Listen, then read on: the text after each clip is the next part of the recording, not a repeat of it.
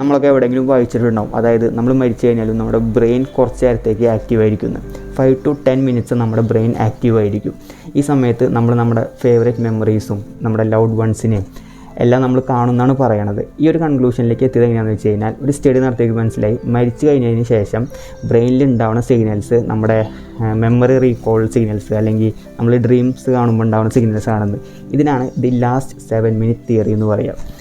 വേറൊരു interesting theory എന്താണെന്ന് വെച്ച് കഴിഞ്ഞാൽ, നമ്മുടെ ബ്രെയിൻ എപ്പോഴും കൺക്ലൂഷനിലേക്ക് എത്താൻ വേണ്ടി ആഗ്രഹിക്കുന്ന ഒരു ഓർഗനാണ്. ഈ സമയത്ത് ബ്രെയിനിന് ബാക്കിയുള്ള സെൻസറി ഓർഗൻസിനൊന്നും ഇൻപുട്ട് വരുന്നില്ല. അപ്പോൾ ബ്രെയിനിൽ ആകെയുള്ള ഡയറ്റ് എന്താണെന്ന് വെച്ച് കഴിഞ്ഞാൽ മെമ്മറീസാണ്. അപ്പം മെമ്മറീസിൽ ബ്രെയിൻ ഒരു അനാലിസിസ് നടത്തും, എന്താണ് ഉണ്ടായത്, എന്താണ് സംഭവിച്ചതെന്ന് അറിയാൻ വേണ്ടിയിട്ട്. ആ കൺഫ്യൂഷനിൽ നമ്മുടെ പഴയ മെമ്മറീസും എല്ലാം കാണുന്നതാണെന്നാണ് പറയണത്. ഇതൊരു ഹൈപ്പോത്തറ്റിക്കൽ സിറ്റുവേഷൻസാണ്. കുറേ സ്റ്റഡികൾ നടത്തിയ ഒരു ഡോട്ട്സ് കണക്ട് ചെയ്യുമ്പോൾ ചെയ്യണതാണ്. നിയർ ഡെത്ത് എക്സ്പീരിയൻസ് അനുഭവിച്ചവർ ഇങ്ങനെ പഴയ മെമ്മറീസും അതുപോലെ ലൗഡ് വൺസിനൊക്കെ കാണുന്നുണ്ടെന്ന് പറഞ്ഞ് കേട്ടിട്ടുണ്ട്. ഇൻട്രസ്റ്റിംഗ് അല്ലേ?